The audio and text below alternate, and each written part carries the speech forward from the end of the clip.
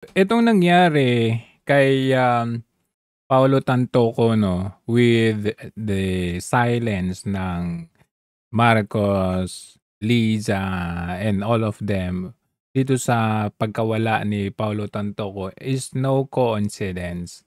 Talagang ano ito, makikita natin kung pagkonek-konektahin natin yung nangyari dito, may pananakot.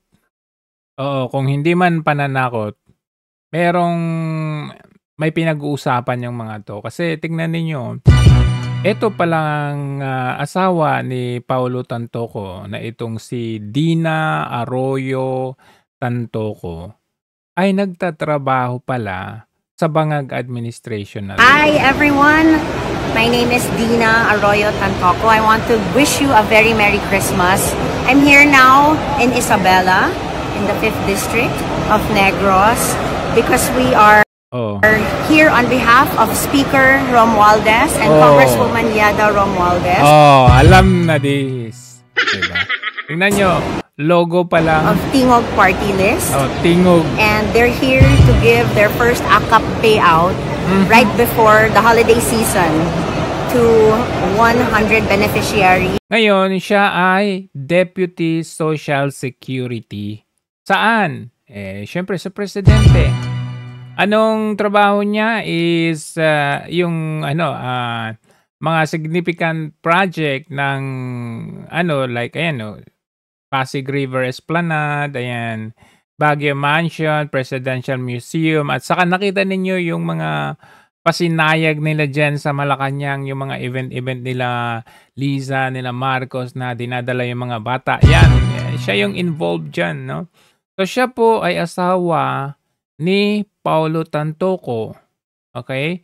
Itong si Dina Arroyo na ito ay anak ni Iggy Arroyo or ni Ignacio Arroyo na kapatid naman ni yung asawa ni Gloria Macapagal Arroyo. Kasama niya sina Lisa dito sa mga projects. Lagi silang magkasama. Ang tanong, bakit ngayon hindi sila magkasama? And doon sa burol ni Paulo Tantoco, bakit absent itong mokong na ito? Absent sila, pero doon kay Nora Honor, nandun sila. Noong araw ng pagkamatay ni Paulo Tantoco ay kasama niya si Liza Marcos. And just recently, nakita natin yung balita all over the world, drug overuse, yung white powdery substance na overuse na kasama si Liza Marcos doon sa hotel na yun dyan sa may Beverly Hills sa Amerika. Ngayon, nakapagtataka na bakit wala man lang ang pamilya with regard to Liza Marcos. Wala ding nakapagtataka na may media blackout dito sa usaping pagkamatay ni Paulo Tantoco. So makikita natin dito na merong kumokontrol sa media na wag ito ibalita. Ang tanong, sino ba yung nasa posisyon ngayon para kontrolin ang media? Okay, so kung itong si Dina Arroyo na ito ay Deputy Social Secretary sa Malacanang at kasalukuyang kang nagtatrabaho doon, ay malamang sa malamang naka-hostage ka. Naka-hostage itong pamilya Tantoco na ito na magsalita with regard to this incident. Biruin mo, namatay yung asawa mo pero hindi ka pwedeng magsalita. Hindi ba? Ang daming dyan. Kumbaga, ikaw, pamilya ng namatayan. Tapos, ikaw pa mismo yung asawa. Tapos, nagtatrabaho ka doon sa gobyerno kung saan involved, kasama ng asawa mo yung gobyernong yon at hindi ka pang makapagsalita. So, ang pinakamalapit na sagot dyan, ikaw po ay tinakot or may pinag-usapan kayo. Kasi going back, historically, Tantoco, Marcos, magkasama yan Kumbaga, isa sa mga cronies din ng Marcos ang Tantoco, kumbaga. So, kung noong araw nga, nagkontrolan or nakontrol ng tatay ang Tantoco, parang history repeats itself ngayon.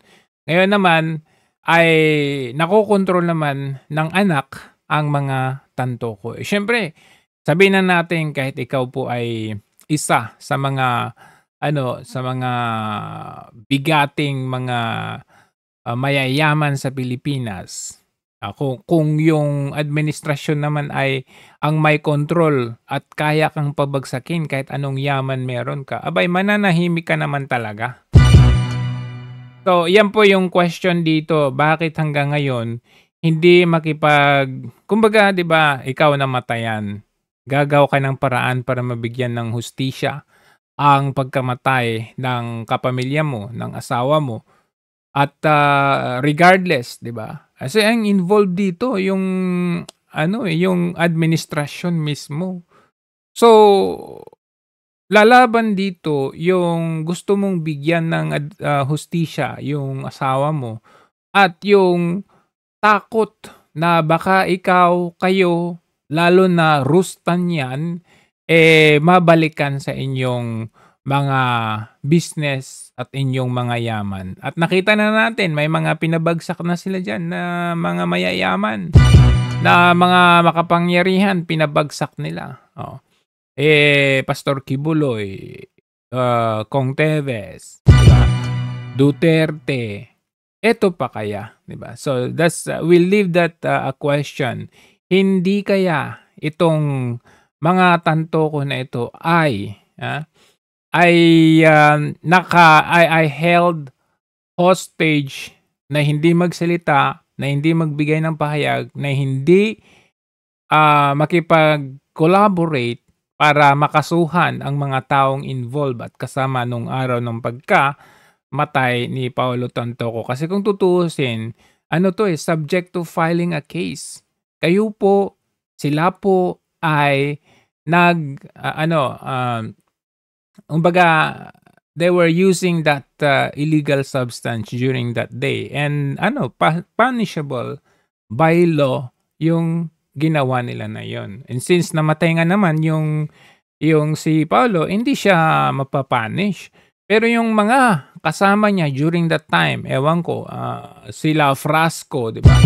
Kasi mukhang na-detain din naman si Frasco during that time kasi hindi natin makita yung mga, in fact, kahit nga si Jingo Estrada nakasama during that time.